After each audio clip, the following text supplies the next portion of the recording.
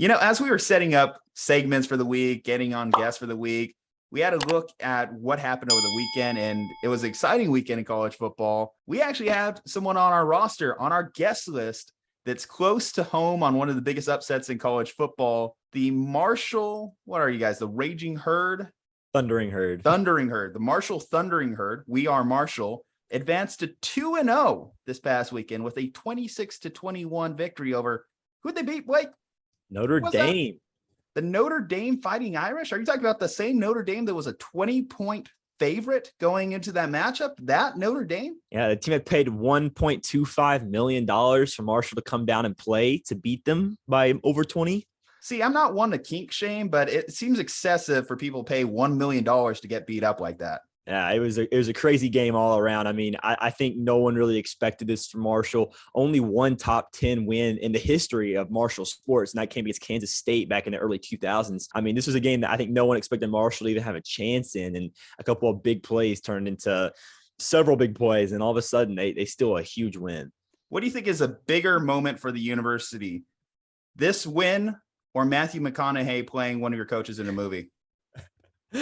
That's a great question. I would be lying if I told you, if I didn't tell you that everyone mentions Matthew McConaughey whenever you go to Marshall. It's a big deal. But in terms of sports, I mean, this is one of the biggest victories that Marshall's ever had, especially in recruiting. They're having it's such a big win for them. They make a lot of money off of this. They prove themselves to be a legit contender, at least in the conferences right now. And the Sun Belt now as a whole is looking so much better and so much bigger at this point. They become one of the more powerhouse groups of the group of five.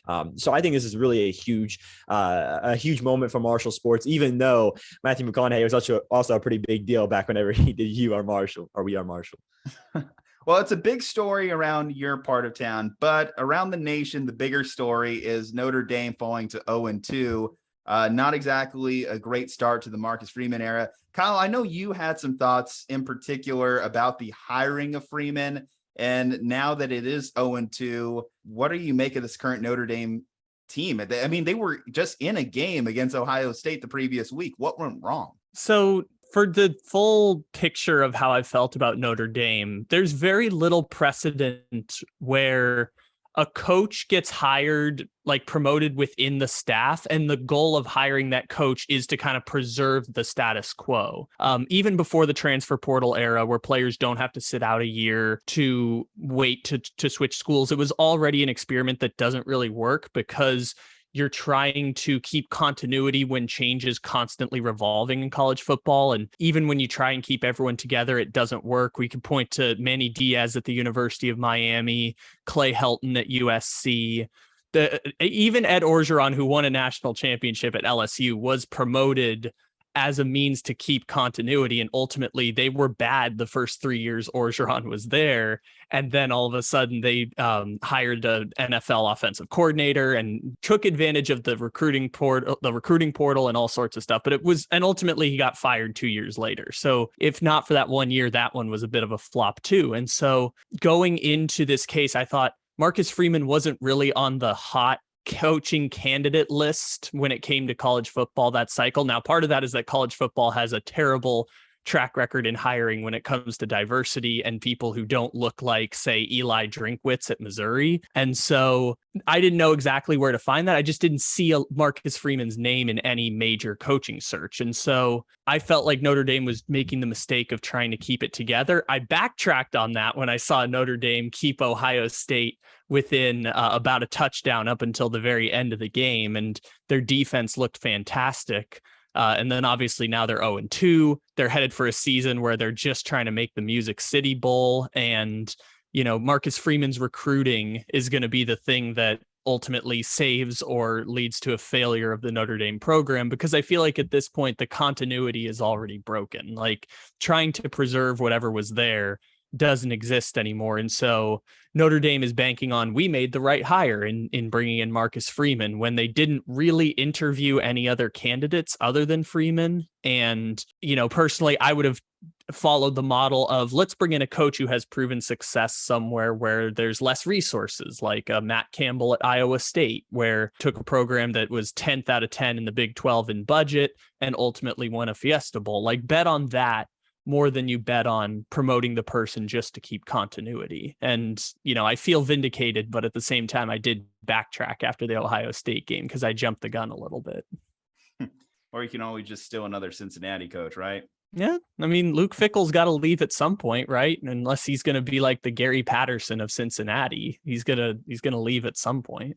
So what do? You just kind of keep Marcus Freeman around? How much leash does this guy have? Well, he definitely has this year. Anything that happens this year is fine. I think that he gets the standard 3 to 4 years of any college football coach. And I don't know what the bar is at Notre Dame, but Notre Dame should probably, similar to your boys over at Texas, Notre Dame should probably lower their expectations a little bit for the next 3 years. Like if they could get back to being top 8 in the country within 3 years, I think that's a success for like consistently top 8, not like Arkansas last year where they were 8 for like 5 days and then immediately fell. Like if they can stay consistently in the top 10 3 years from now, I think that's a relative success given the state of the program. And they were just put in a tough position because Brian Kelly is, statistically the greatest coach in the history of Notre Dame football other than Newt Rockne 100 years ago. So like you are always going to have a bit of a regression when someone like Brian Kelly leaves your school. Now, Blake, obviously it was shocking that they even lost the game. But was there any positive takeaways that the Irish can get from week 2?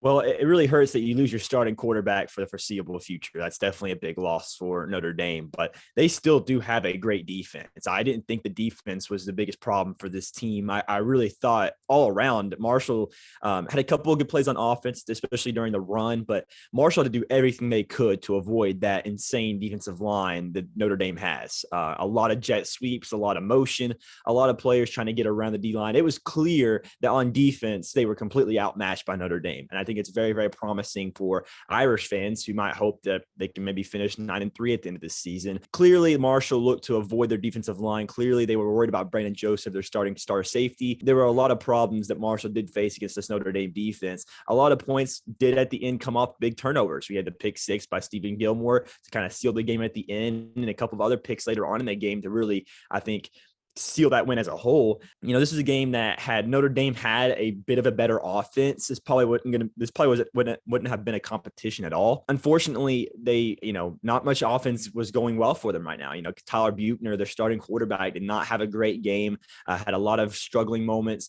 He found Michael Mayer a couple times in the end zone, and there was a couple moments in the game where you looked and said, all right, they're getting it together now. They're all good. They just need to put it all together.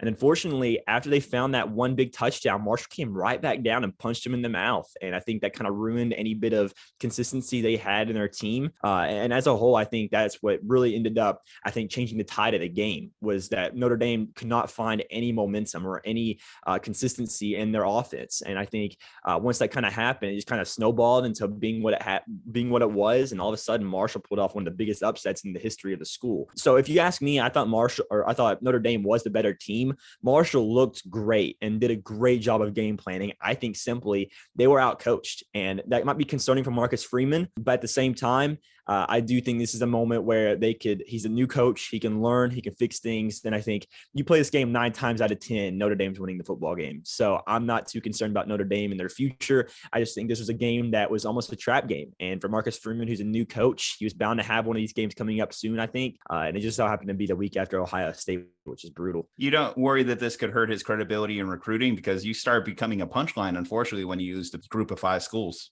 I definitely think it could hurt his recruiting prowess to an extent. But I also think Notre Dame's a powerhouse in recruiting anyways. There's always going to be recruits who go there no matter what happens. So maybe it does hurt it to a certain extent, but I still think this is going to keep a team at least in the top 15 for the foreseeable future in recruiting, at least for now. And I hope that Marcus Freeman can find a way to help, garner more prospects over. And I think that just Notre Dame's, legacy themselves, I think is what's going to help them a lot for a lot of prospects. They know how good Notre Dame is and how it's been in the past. And they know that so many great prospects go there. They see Michael Mayer now, they see Brandon Joseph, they see all these elite prospects. They're still going to be elite prospects. They're going to be first round picks in the NFL. I think people understand that. And I think that they'll still end up going regardless of the losses and problems that they have. Now it all depends on how Marcus Freeman's able to, pitch to them to come over after losing 3 straight games to start off his coaching career. But I do think that as long as, they can pick things up and at least finish with 9 wins this season, I think there is a certain possibility that they'll be able to still get the same amount of prospects they were in the past.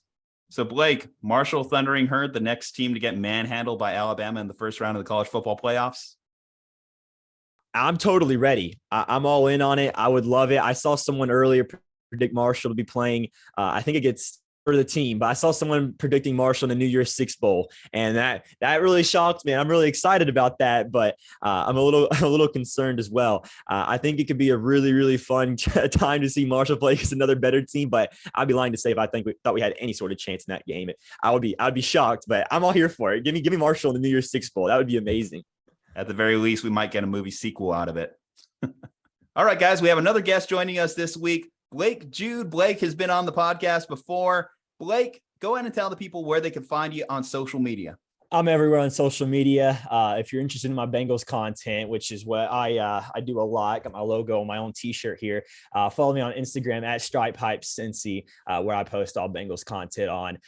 But if you want more variety, my Twitter at BlakeJude714. I do pretty much every football there. I'm going to be doing a lot of betting stuff this season in football. I'm going to be keeping up with college football, NFL, all of that. So make sure you follow me on my Twitter for all of that content. Check out Blake for all Bengals content, all sporting content, great draft analyst as well. Follow us on social media at Slumpbuster Podcast. Subscribe to the channel, leave a like on the video, and comment about whatever we were talking about in this video. I don't know what it is. This is just going to be a general outro tag. Stay safe, happy, and healthy. Juju Talk Sports. Kyle Ledbetter here. We'll see you next time.